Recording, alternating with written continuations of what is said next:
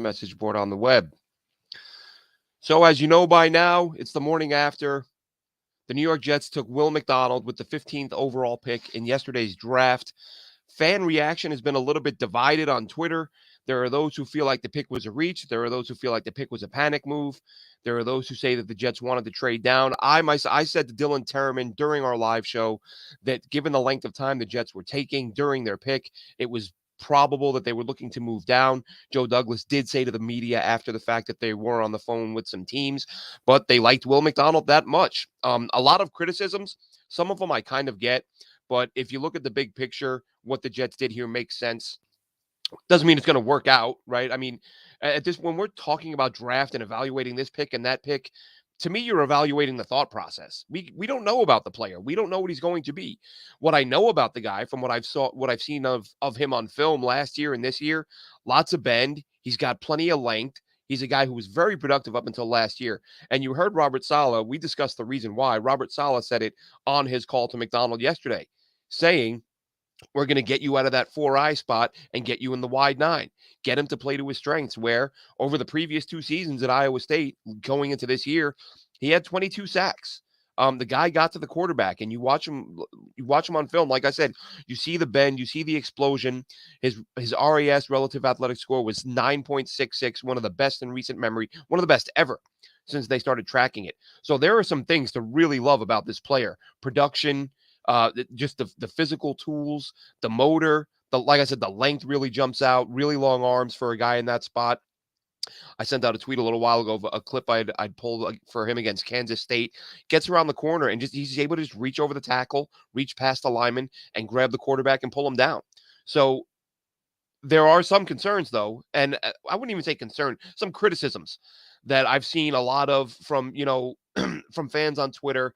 And the number one thing seems to be we took a guy who's only going to play 20 or 25% of the snaps, which I would be a hypocrite to say that wasn't somewhat of a concern. Last night I was more dismissive of it, but you get up the next morning, you think it through, you think through the process, and there is the fact that I've said all along that with pick 15 for a win now team, it's got to be an every down guy. That's why I thought it would be a Jackson Smith and Jigba. Of course, yeah, he's a slot guy, but he's going to play 70% of the snaps.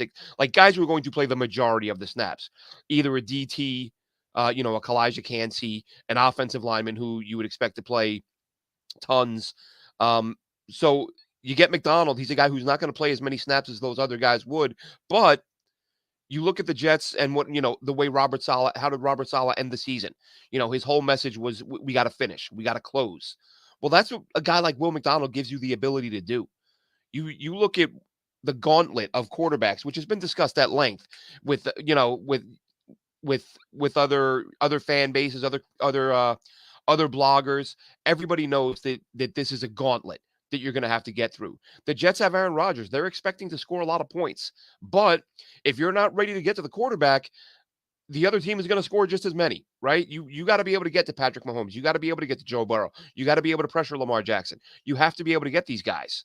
So to say that the pick doesn't make sense, I disagree. I think that when you add him to this D line, when you've got Carl Lawson on the other side, which we're going to touch on next, you've got Carl Lawson, you've got a McDonald, you've got Quinnen Williams in the middle, John Franklin Myers, I would expect to kick inside a little bit more.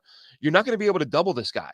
And if you're lining him up outside wide, especially late in games, this is a guy who's going to be able to close games out. And I think he only had 4.5 sacks as a rookie, 4 or 5 sacks. But if you think back to John Abraham, for those of you who go back that far, John Abraham didn't see the field a whole lot as a rookie, but what the Jets started to do gradually was use him in the fourth quarter of games. And he had a couple of game-ending sacks. Like those are huge impact plays. Like you're trying to hold on to a lead, the other team's within, striking distance, and you have a guy come off the edge on 3rd and 12 or whatever, 3rd and 7, and he gets the sack. And I think that's the role the Jets envisioned for McDonald, for Will McDonald, to give them a guy who's going to help them close out games. And we know the Jets love to rotate heavily on the D line, and I'm sure that there are times when they take Carl Lawson off the field and think we've just the downgrade from our edge rusher just went down significantly by taking Carl off the field. So they'll be on the field together at times, but I'm sure there will be times where they're going to want a guy of McDonald's ability on the field. and feel like they haven't lost much by resting Carl Lawson for his breather, which is what they like to do. So from a depth standpoint and from a closing out games, holding on to leads, like it's Aaron Rodgers now, folks. They're expecting to have leads. I know they're not Jets fans aren't accustomed to that. But when you get leads, you need to hold them. And late in games, teams like to throw down the field to get back into games or to take a lead with under a minute to go, with under 2 minutes to go. So by getting another guy who can disrupt that, you're doing exactly what you said you wanted to do at the end of the season, which was to close out games. That's not to say the Jets wouldn't have liked to trade down. I'm sure they would have. As I said, Joe Douglas said after the draft, after the pick, that the Jets were on the phone. Obviously, they just didn't get the offer they liked. I think they would have moved down if they had gotten the offer they wanted. If they wanted a tackle, listen, I think they wanted a tackle. We talked about this pre-show. As much as Jackson Smith and Jigba was my preferred guy, my gut feeling was that it would be a tackle. But there were reports from Peter Schrager, NFL Network, who said the Jets have the tackles they like, and they're not going to reach. If one of their guys doesn't fall to them, they're not taking them. I think Broderick Jones was one of their guys. I think the Steelers knew that. And I mean, obviously, the Steelers had a very good idea. They make a trade to jump one pick in front of the Jets, and they take Broderick Jones. So at that point, the Jets knew their guys were off the board, and it was time to look at who was left among their top players. And I'm seeing a lot of the Jets didn't take the best player on the board. It's their board. We don't know who the best player on their board was. It's quite the reach to say the Jets were stuck. They lost, they didn't get the tackles they wanted, and they then moved down the board and took a guy who wasn't. I mean, that makes no sense. Why would whether or not I agree or you agree or Daniel Jeremiah agrees or anyone agrees, the Jets board is the Jets board. They're looking at it. We're not. If they took Will McDonald, in time they may be proven to be wrong, but they took him. So why would you think anything other than he was the best player on their board? Somebody says here, Justin Jets don't understand the approach. Why draft an underweight project player? He's not a project. He's a guy. Now, it's going to take time. If you want him to be a 3-down player, he's going to have to add some weight, but he's not a project. He's a pass rusher. There are some who feel he was the best pass rusher in this class, best pure pass rusher, probably outside of Will Anderson. But look at the quotes from I talked about it last night with Scott Mason. You look at what scouts or what coordinators were saying about him at the Senior Bowl. Nobody could block him all week. Great twitch, great explosiveness. All that shows up on film. Again, you take that combination, the length, the explosiveness, the quick twitch, the long arms. He's going to be a guy who should be a disruptive player. So I don't view him as being a project. I view him as being a guy who could have an impact right away, especially, again, given the depth along this D line. He's not going to see a lot of double teams. If you're setting up to block the Jets and you're facing Quinnen Williams and you're facing Carl Lawson and JFM is in there, you're going to have a hard time getting extra bodies to block all of these guys. So in my mind, not a project player. Justin Jets also says they're contradicting each other. They're giving up stuff to win now. Again, this is win. This is close out games. That's what this is. I mean, there's nothing more win now than going and getting a guy who's going to shut down an opposing offense or help you shut down an opposing offense in a big spot. That's the goal with this pick. And now Carl Lawson. So there are those asking, those saying yes, I do think he'll get snaps over Huff. He's the better player. Huff was an undrafted free agent who does a nice job, but this is a better look. I like Huff. I liked Huff as an undrafted free agent. I said as much when the Jets picked him up, but this isn't a guy who plays 30, 40 snaps a game. The Jets use him in dribs and drabs. We see games where he plays 3-4 snaps. He is absolutely getting snaps over Huff at this point. There's no doubt about that. No doubt in my mind about that. But Carl Lawson, as it relates to him, there's a lot of people, asking or saying, well, this is Carl Lawson's replacement. Carl Lawson is gone. I point to Robert Saleh's comments in Arizona during the owners' meetings. I think that for anyone who saw it, that was a definitive statement, as definitive a statement as you will see, especially out of Robert Saleh about the future of the team. And Jacob Finnegan in the chat says that Iowa State fan, if he was used properly, he would have been a top 10. But listen, Jacob, he had 22 sacks his previous 2 seasons. It was this year they moved him inside, and we saw the production dip. It adds up. It makes perfect sense. He's got he's got the tools and the skills to be a 10-sack guy. Probably would have been again last year for the 3rd year in a row. And you're probably right. He probably goes top 10, or he's at least in that conversation. And certainly no one's talking about him being a reach at 15. But what Robert Saleh said about Carl Lawson at the owners' meetings, and Go back and watch that interview, and Saleh does it all the time, and I understand. I think he almost does it as kind of a, busting Joe Douglas's chops. Every single question Robert Saleh gets about a player, every personnel question, that's a Joe D question. That's a Joe D question. Every single answer he gives, you're going to have to ask Joe about that. That's a Joe Douglas question. You're going to have to go. What did he say with Carl Lawson? And it was probably the seventh or eighth personnel question he got. Up to that point, every answer Robert Saleh gave was ask Joe, ask Joe, ask Joe. Then they ask him about Carl Lawson, and Saleh stops in his tracks and says, I can speak to that. I can talk about Carl Lawson. Carl Lawson's going to be here as long as he's, I forget the exact words he used, as long as he's upright, as long as he's on two legs, whatever it was. He's like, Carl isn't going anywhere. So, listen, could the Jets shock us and move on from Carl Lawson? I mean, anything's possible, right? But I would give that about a 0.1% chance of the Jets moving on from Carl Lawson based on the way Robert Saleh spoke about him at the owners' meetings. I mean, he all but guaranteed that Carl Lawson would be back after refusing to answer any questions about any other players. So we'll see about that. Michael Palermo says Joe D knows more than us. I say all the time. I say all the time. I mean, look, GMs are wrong. GMs make mistakes. Executives, all that stuff. I don't listen. Everyone has different approaches to this stuff. What we do here, Jet Nation, what I do, I never pretend to know more than the folks inside the building. I say all the time when guys are falling that you don't know why they're falling. They're privy to information that we are not. They know things about these players' backgrounds that we do not. When they take guys earlier than we expect, they sometimes get criticized. But I can't help but think, like, is the Jets draft board that they put together with Joe Douglas and their scouts, is it not allowed to deviate from the draftniks of the world, from the bloggers and the, again, the Daniel Jeremiahs, who's probably the best in the business. But sometimes players take guys that the media misses on, or the former GMs, the former scouts, they miss on these guys. There are some people that had McDonald as a round one player. But the consensus seems to be this was too early. His production dipped, but again, they're not looking at it. They're just kind of looking at the box score. Oh, look, he had 11 sacks here. He had 10 and a half sacks here. Oh, and then last year he only had 4 or 5. There's an issue there. Well, the issue was he got moved around. And as I said at the top, Robert Saleh said when he got on the phone, called him game wrecker. Hey, game wrecker, happy to have you. We're going to get you out of that 4-eye and get you outside. And that's what the Jets' plan will be. And it'll be especially late in games. And as I said, he's the only issue that I would have with this pick is the fact that it's not an every down guy. However, do you have to be an every down guy to have a huge impact? You don't. And that's basically where they are with this kid. If he plays, 15, 20 snaps a game, but he plays a bulk of them late in games or just in big spots, and he gets to the quarterback and shuts down opposing offenses, or at least gives defenses another guy to worry about, then I don't have a problem with the pick. Liam Shawn, listen, why didn't they go Nolan Smith? I get it. Everybody, well, not every, a lot of people felt that Nolan Smith was the guy, but we're talking about public perception versus the Jets' actual board. And those two things won't always match up. Sometimes teams will look foolish. We know that as Jets fans, right?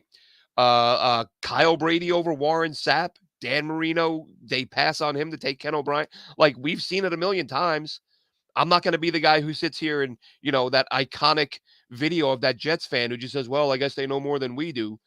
Like, of course, from an information standpoint, they do, but sometimes teams are going to get it wrong. So I'm never going to sit here and say any player is going to be a lock because you just don't know. I'm just talking about projecting based on what we've seen on film and based on the traits and based on those things. This is a guy who can be a really good edge rusher. Captain Techno says drafting with the future in mind to a degree, sure. Down the road, might he be an every down guy? Sure. But he's still going to have an impact this year, or at least the plan is for him to have an impact this year in the biggest of spots, which is those late third and longs. So I don't mind the pick. I understand the criticisms. I don't understand the people ripping it. I mean, watch the guy. Watch him against Kansas State last year. Kansas State this year, again, he terrorized them. But watch some of his games. The guy, like I said, he's got the tools, he's got the skill set, the relative athletic score through the roof, 9.66 out of 10, which is fantastic. So he's athletic, he's productive, good motor. Again, slightly undersized, so not an every down guy, but that's not going to stop him from having an impact now. And I think that's what's going to happen. I think for Carl Lawson, it means nothing, at least this year. As Robert Saleh said, Lawson's his guy. He's not going anywhere. If that were to happen, I would imagine it's against the wishes of Robert Saleh, but I just don't see it happening. As we've said, this is about win now. If you're trying to win now, you're not releasing a player of Carl Lawson's caliber. I can see if you want to talk about, and I discussed this the other day. Do you want to trade a Corey Davis? Do you want to trade a Michael Carter, something like that? Running back Michael Carter. Those are things you can talk about, but none of those guys have the impact that Carl Lawson does. And Lawson, again, people get so hung up on sacks, but just see the impact he has as a rusher, getting those pressures, those hits, hurries. He still impacts the game. You'd like to see more sack numbers. There's talk, was he injured again last year? Maybe, even if he wasn't. And you could even make the argument that he's overpaid based on the production. Fine, that's another conversation. I'm not saying it is one way or the other. I'm saying a case could be made. But at the end of the day, he's an impactful player at a key position, and they just added another one. And to me, that's not a reach. That's not punting. That's not picking a guy for next year. That's not panicking. That's having an eye on winning games now and closing games out. So that's, I'm sure, the role the Jets envision for him.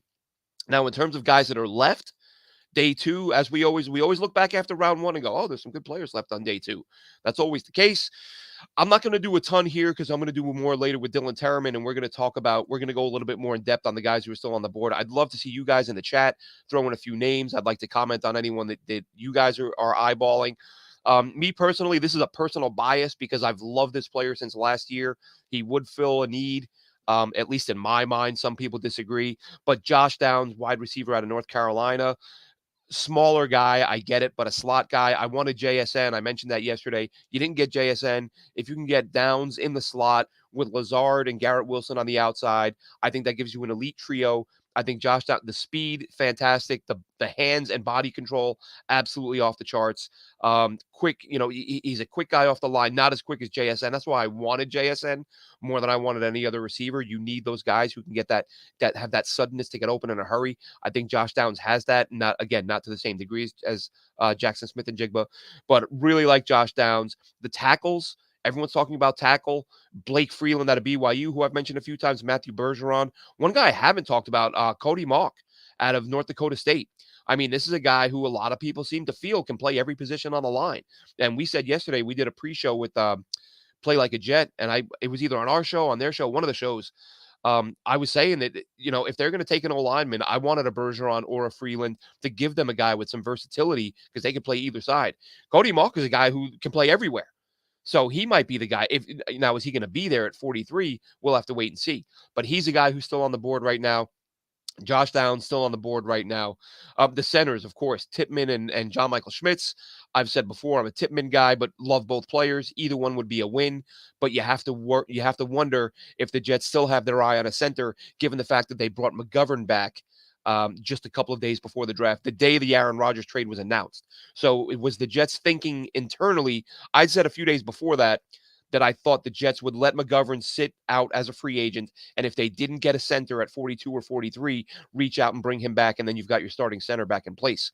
But once the Rodgers deal was finalized and they knew that 2 was going to be going, did the Jets say, look, we were going to target a center at 2 or, at 42 or 43. Now we've got one less pick. Let's fill that need with a veteran we know, bring him in here.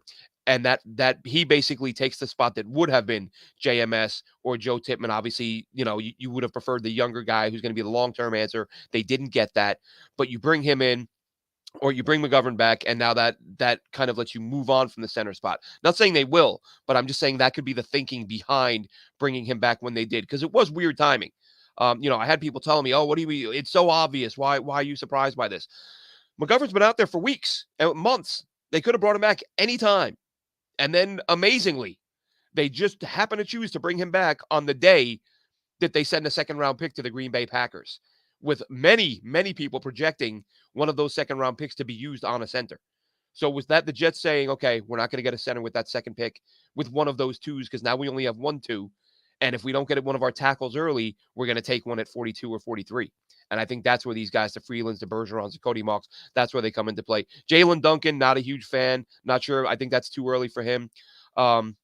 He's a guy, he's got tools, he's got attributes, he's got the length you look for.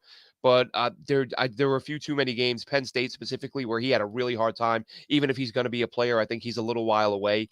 I think the Jets need a guy who will be ready to play. I think that would be a Bergeron or a Freeland. Cody Mark, the thing that worries you is the small school thing. You do see guys come out and excel out of small schools, but there's always that thing in the back of your mind, like that adjustment from North Dakota State. From beating up players at North Dakota State every week to going against NFL players every Sunday. That's quite the leap. But again, some good players out there. Zach Charbonnet, I mentioned last night. I've mentioned a few times. Charbonnet, probably one of my favorite players last year. When it looked like he was going to come out, but I just don't see the Jets going running back that early. However, I look at the list of players available, and he jumps out as one of the better ones. So there will be those players and many more discussed tonight with myself and Dylan Terraman. We will be live again. We'll probably talk about McDonald a little bit more, but the main thing is we will discuss the players remaining on the board, maybe even throw around some ideas or some thoughts on some of the other picks that we've seen up to this point. But as it stands now, Will McDonald is a Jet. It makes sense. I get why they did it. Some people are overly critical, in my estimation. As with any pick, give it time. There are ways to view this pick as being something that makes a great deal of sense.